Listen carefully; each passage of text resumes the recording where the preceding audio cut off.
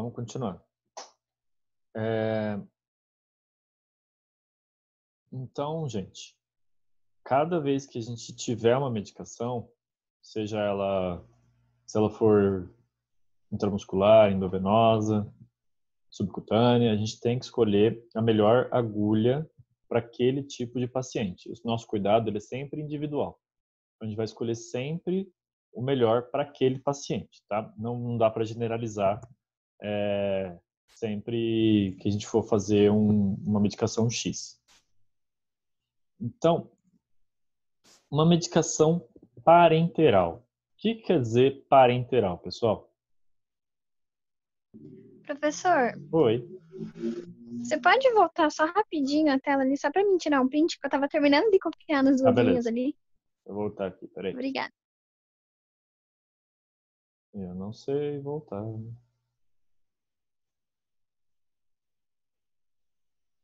Essa?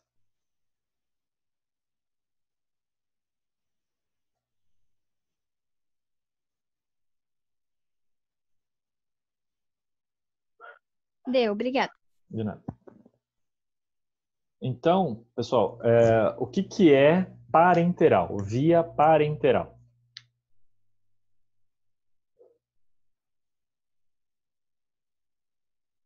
O que quer dizer parenteral, pessoal?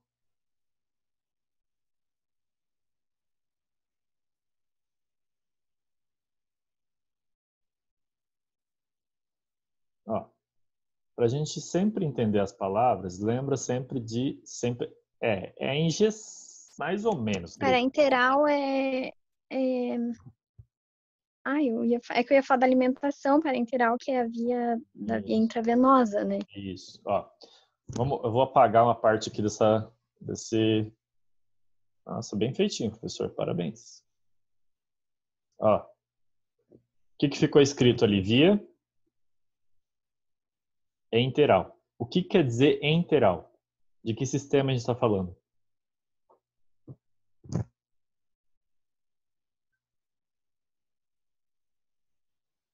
Pim, pim, pim.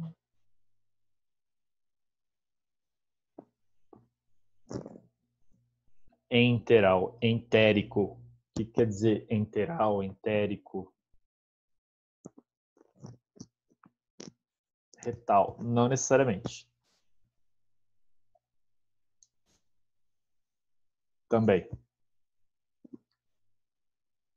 Isso. Então, assim, rente a pele, não. Enteral é tudo que for relacionado ao sistema gastrointestinal, tá? O sistema entérico. Então, falou de enteral, entérico tudo que é via oral, né, ou que tiver a ver com o sistema gastrointestinal, seja por cima, seja por baixo, tá? Só que aqui a gente está falando de parenteral. O que quer dizer parenteral? É o que está paralelo ao entérico. Então, o que está paralelo ao entérico são a via intravenosa. O que mais?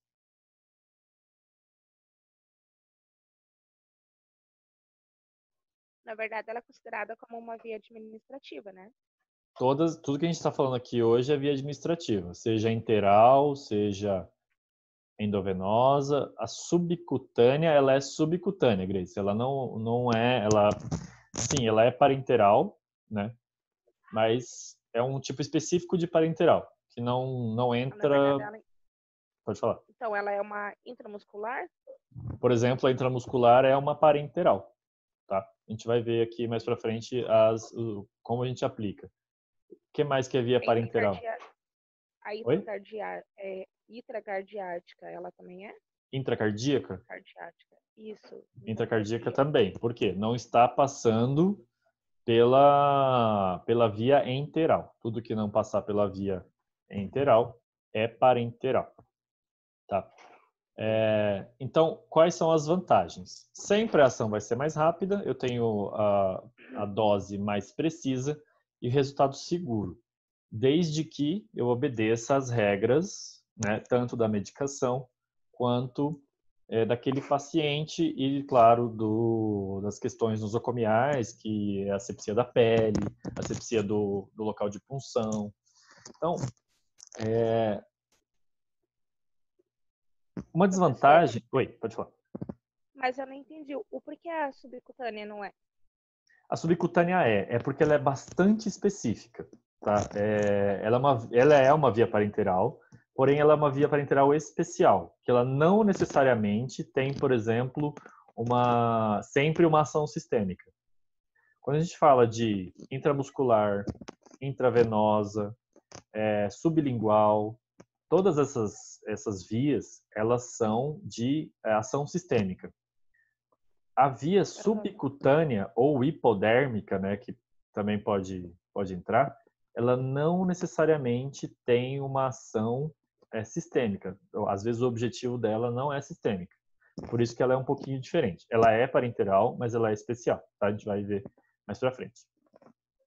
Ah, entendi. Obrigada. Tá? Então, qual que é a desvantagem dessa via? Mesma coisa. Tá? A intradérmica, ela só tem, assim, a gente tem poucas coisas que são feitas intradérmica, né, Thalita? Qual que é uma das medicações utilizadas intradérmica?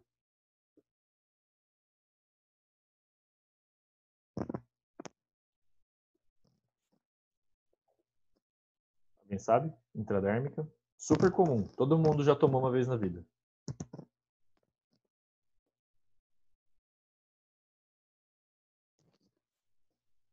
Lembra Eu sei que a vacina BCG é Isso, a intradérmica. vacina BCG é intradérmica. Então, ela é uma das poucas, né? Antigamente existia, por exemplo, o teste de alergia ou de reação à tuberculose, né? Que era a tuberculina, que já não existe mais. Ela era feita também intradérmica. Então, assim, poucas coisas são intradérmicas. Ela é uma via geralmente sistêmica. Então, você não quer fazer nada local com uma intradérmica, raramente, né? Mesmo porque, se for uma medicação muito forte, pode causar sérios riscos à própria pele, no local. Então, desvantagens. Dor, caso de erro, lesão é sempre uma consequência e você não consegue, por exemplo, fazer uma lavagem na via parenteral. Ela é sempre, assim, fez. Então, por isso que a gente tem muitos certos, né? Não sei se vocês já chegaram a ver na minha época era 13, né? Muito longe, muito tempo atrás era 5, passou a 6, depois passou a 10. E agora a gente tem 13 certos da medicação que a gente também vai ver nessa disciplina. Vamos continuar. Se eu conseguir fazer continuar. Então, intramuscular. Eu posso escolher... Por que a gente aprendeu anatomia até agora? Justamente para esse momento mágico, que é entender as vias de administração. E uma delas é a intramuscular. Olha só. Se eu estou falando de músculos, eu tenho variação no tamanho deles? Sim ou não? Sim, né? Eu não tenho todos os músculos do mesmo tamanho. Por isso que eu tenho que adequar a minha dose em relação ao local onde eu vou fazer a aplicação intramuscular.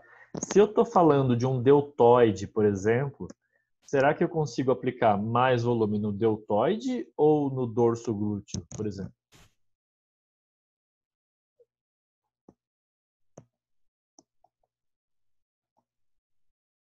Mais no dorso glúteo, né? A dorso glútea, ela é uma região vasta, né, de muita musculatura, também tem seus riscos, mas ela suporta muito mais volume do que um deltoide. A mesma coisa vale para o vasto lateral, né, que eu posso fazer ali na coxa, e no glúteo mínimo, que é uma região que a gente delimita ali próximo, né, do trocânter, no fêmur, e a gente vai aplicar bem na lateral do corpo, né, bem na lateral da pelve. Então, essa aqui também, ela suporta um volume bastante grande, mas não é igual a do dorso glúteo. Então, todas essas regiões aqui, elas têm a sua aplicação específica. Por exemplo, eu quero fazer uma vacina para adulto. Vacina para adulto que vai 0,5 ml. Onde eu vou aplicar se eu tenho que fazer um volume não muito grande e eu tenho que manter uma rotatividade bem alta em relação à minha aplicação. Eu não posso, por exemplo, né, assim, eu tenho 60 pessoas para fazer uma campanha. Onde seria o melhor local para fazer essa vacina? No ventro glúteo? No ventro glúteo, eu teria que pedir para a pessoa abaixar as calças, né, levantar a camisa, fazer a demarcação. Uhum.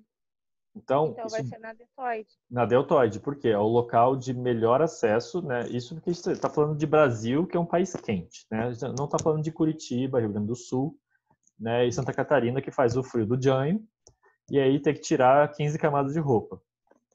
Mas mesmo assim, né, você tirando 15 blusas, ainda o deltoide é o mais adequado.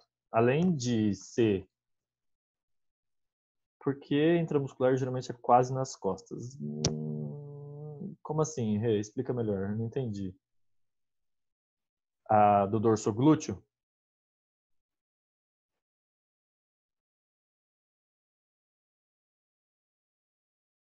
Eles aplicam muito em cima, porque assim, para delimitar a dorso glúteo, né, existem técnicas.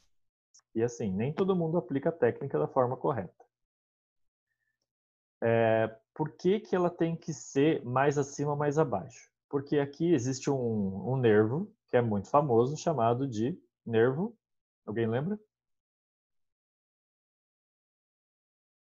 Acho que o Caio até perguntou, né, que estava com problema nesse nervo na aula de muscular.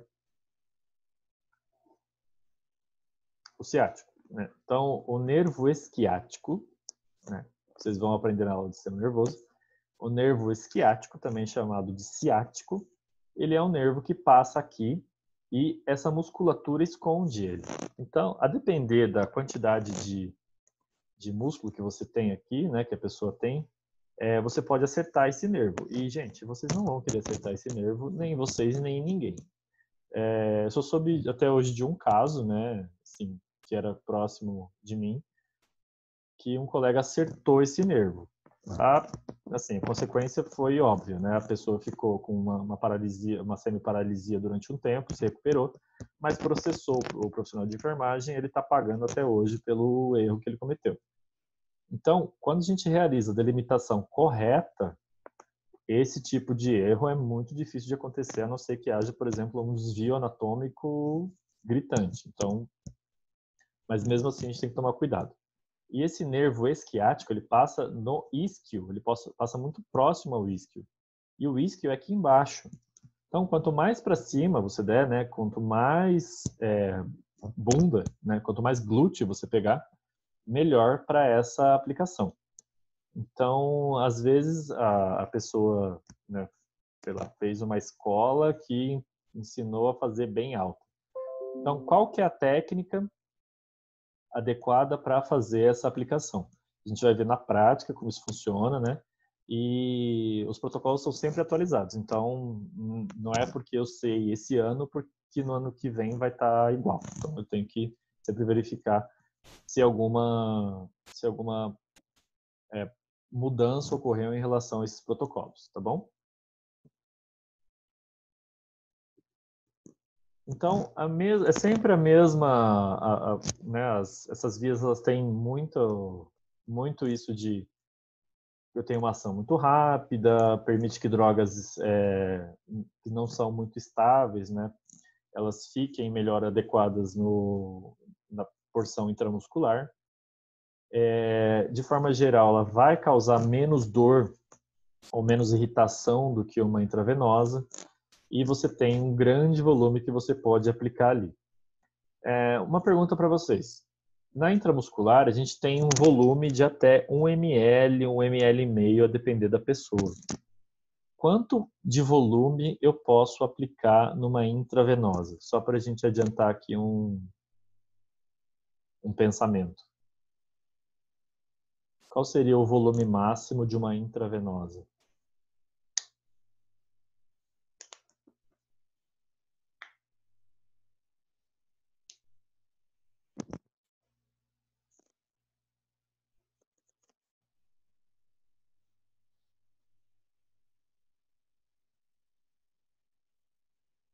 Isso.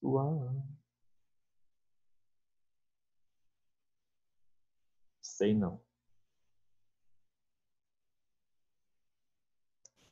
5 ml? 20, 30? 3? Intravenosa. Intravenosa. De 5 a 20? De 5 a 20 na veia? Quantos litros de sangue vocês têm no corpo, mais ou menos? 4. 4, 4,5, 5 4 a 6. litros, certo? Uhum. Quanto, a gente não viu isso, né, no sistema, a gente vai ver no sistema renal.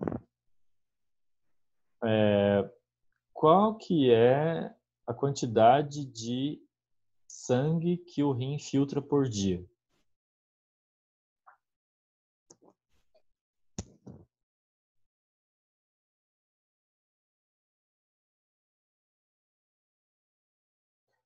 Gente, um rim médio, ele filtra aproximadamente 60 litros de sangue por dia. Então, assim, se você tiver 5 litros de sangue, dá 60 e vai passar 12 vezes, né? Vai filtrar 12 vezes o seu sangue. Então, quanto é que você pode aplicar na via intravenosa? Infinito. Infinito. Desde que a pessoa esteja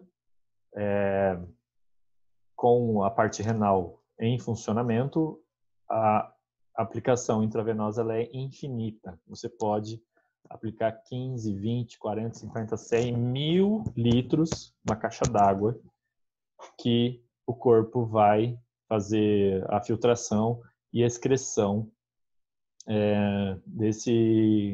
dessa aplicação. Então, não tem fim. Tá? Você pode colocar o quanto você quiser. E os riscos são bem parecidos, né? Risco de infecção. Se você não fizer uma boa asepsia da pele, se você não utilizar a medicação correta. A textura da substância de aplicação muda de venosa para muscular? Sim, sim. Muda muito. Já vou falar por quê, Caio. Ela causa dor, certo? Por que causa dor? Porque nem todo mundo tem o mesmo padrão de aguentar a dor. Provoca ansiedade, né? Típica síndrome do jaleco branco. A pessoa vê alguém de branco, né, ou de jaleco e já começa a tremer porque acha que vai tomar uma injeção. E você não pode utilizar em tecido danificado. Isso quer dizer o quê? Se a pessoa tiver queimadura, tiver uma machucadura no local, qualquer tipo de lesão na pele, você não pode aplicar a intramuscular naquele local. Né? Isso é muito importante. Por quê?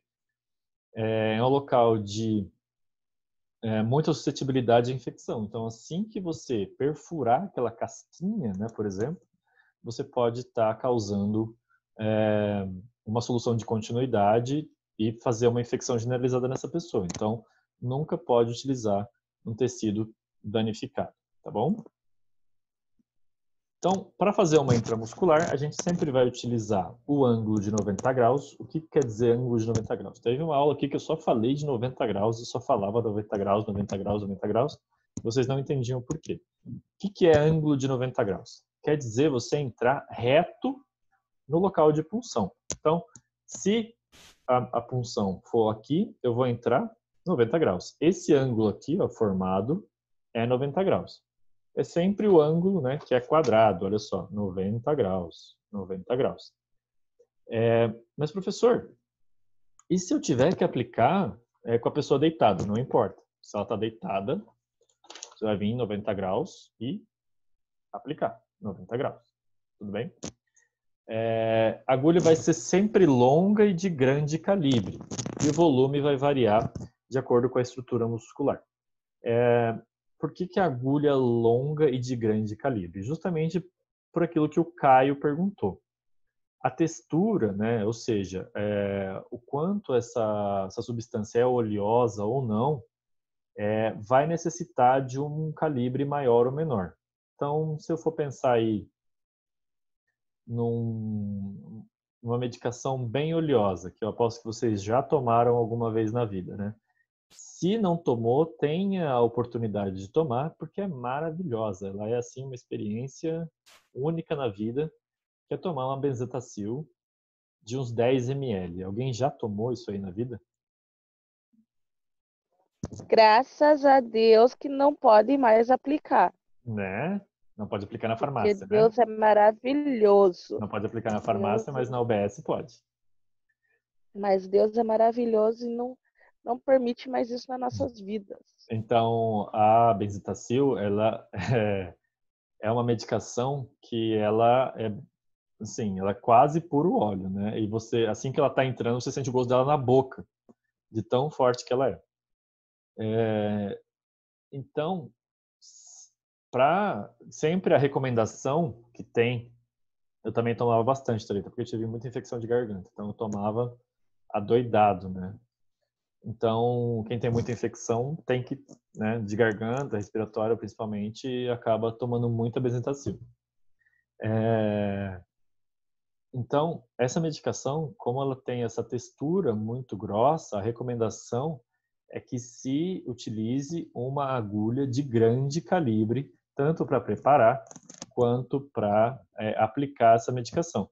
Por quê? No momento da aplicação, se ela entupir, você vai ter que fazer outra punção. Então, né, não vai dar para você falar assim para a criança, por exemplo, de 6 anos, falar, olha, entupiu, eu vou ter que fazer outra picadinha no seu bumbum. Não vai rolar isso aí. Vai ser esperneação, a mãe vai te dar uns tapas, o pai vai ficar com cara feia e a criança não vai tomar o resto da benzetacil. Então, essa aplicação vagarosa é justamente por causa desse entupimento que pode acontecer. Mas, Quebrou a agulha? professor, o meu menino, ele pegou uma infecção, foi no início do mês passado. E aconteceu dele, acho que endureceu o músculo e não conseguiu aplicar tudo. Eles foram e aplicaram de novo. Não tem jeito. A dose, Quase morreu, a coitadinho. dose prescrita, ela tem que ser cumprida, porque senão não adianta de nada. Ela é um antibiótico. Então, se não for a dose completa, infelizmente não vai ter o efeito desejado. Tadinho, ele ficou sem perna, porque ele não sentia mais nem as pernas. É difícil, é muito difícil. Tá, então, se eu for falar, né, de um deltoide, olha só, 2 ml até 3 ml, de acordo com a região. Não são todas as pessoas que vão, né, suportar essa carga de medicação no deltoide, mas a capacidade dele é essa aí. Então, é sempre central no deltoide, né? A gente vai verificar aqui o processo acromial, né, até o fim do deltoide. Por que ele chama deltoide, pessoal? Porque ele é a forma de um delta, é um triângulo invertido. Então, a gente sempre faz bem no meio dele, tá? No glúteo, eu tenho a técnica, tá, para centralizar. Então, eu vou utilizar sempre a técnica. Eu não sei o que está em vigência hoje, eu preciso, sinceramente, me atualizar. De verificar onde é que está o trocânter, tá? E a espinha sacral. Eu faço uma linha média entre o trocânter e a espinha e a protuberância sacral e aplico na metade dessa linha média. Ou, né, existe uma outra técnica que faz a delimitação entre a lateral aqui da crista ilíaca até a protuberância sacral. E aí aplica na metade dessa linha. Essa aqui, geralmente, é o que todo mundo reclama que foi muito nas costas. Então, a gente tem que verificar hoje qual que é a melhor recomendação para aplicar, tá bom? O vasto lateral da coxa, né, que é esse músculo bem grandão aqui, ele também aguenta até 5 ml. É uma região que aguenta bastante volume, porém também é a que causa mais desconforto se a medicação principalmente for muito oleosa, tá? Ou muito irritante. Então, ela pode ser uma escolha, né, principalmente para bebê, para criança até 3 ou 4 anos, que não tem muita bundinha, pode fazer a medicação no vaso lateral, né? Algumas doses de vacina, principalmente, elas são obrigatórias a fazer no vaso lateral ao invés do deltoide, obviamente por quê? Até 6 anos aqui a produção está me atualizando que eu posso fazer essa medicação no vaso lateral. Tá? A subcutânea, olha só. A subcutânea eu tenho todas as regiões aqui, ó, que eu posso utilizar como introdução da agulha. Sempre evitando o umbigo, né? Olha só, nas laterais das coxas, nos glúteos e na prega tricipital. A subcutânea, olha só, ela sempre tem, claro, toda a via parenteral ela vai ter a ação mais rápida que a via oral, né? Ela absorve melhor as drogas e às vezes muito mais rápido que a intramuscular, mas não que a intravenosa. Porém, apresenta ainda risco maior de infecção, pode causar dor se a medicação for muito irritante e ela tem uma absorção lenta, né? Então, por exemplo, vacina. Algumas vacinas elas precisam ter uma absorção muito lenta. Então, a gente faz dentro da pele ou logo abaixo na hipoderme, que é justamente, por exemplo, a febre amarela, né? Que é o caso clássico, ou então na pele em si, a intradérmica, que é a BCG.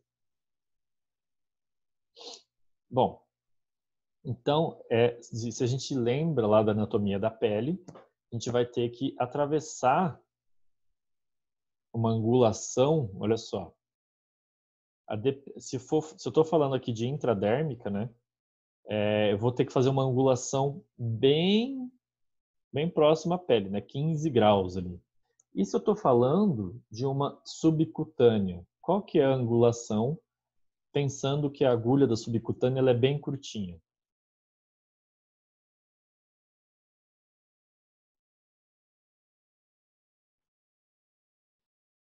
Quem tomou a da febre amarela deve lembrar qual foi mais ou menos aí a angulação que a pessoa que aplicou utilizou. Qual que foi?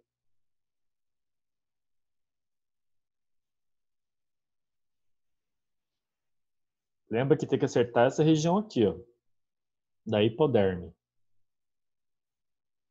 90 graus também, isso mesmo. Então, ela vai utilizar 90 graus, porque o tamanho da agulha ele é bem pequeno, né, e um calibre bem pequeno também. Por isso que vai ser também 90 graus. E ela vai atingir ali, ó, o tecido hipodérmico, o tecido adiposo, certo? Então, esse tecido adiposo, ele retarda a absorção daquela medicação. Por isso que a gente, dependendo da medicação, que precisa ser lentamente absorvida, vai utilizar a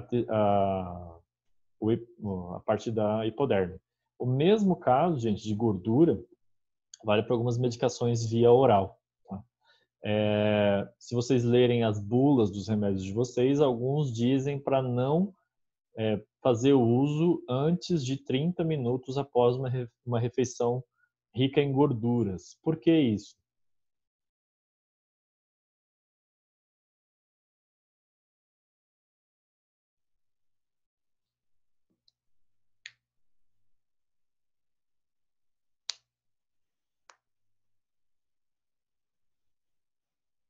Por que eu não posso fazer utilizar medicação, algumas medicações, até 30 minutos antes após uma refeição rica em gordura? Comi aquele churrasco brabo, aquela feijoada, e aí eu tenho que tomar remédio. Quanto tempo eu tenho que esperar? 30 minutos. Por quê?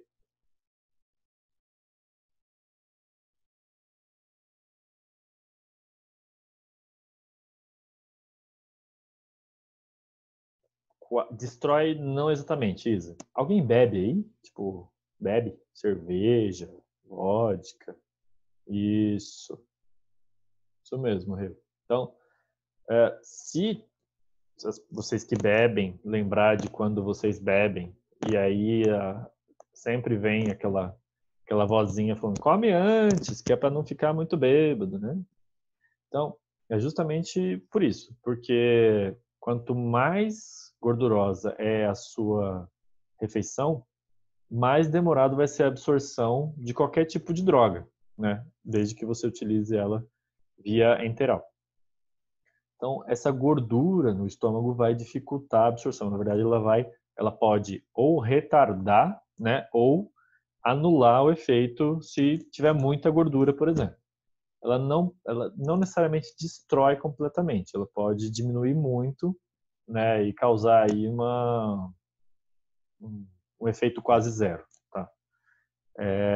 Mas é por isso. Então, a subcutânea a gente vai utilizar muito para administração de vacinas, e o máximo aí é de 3 ml.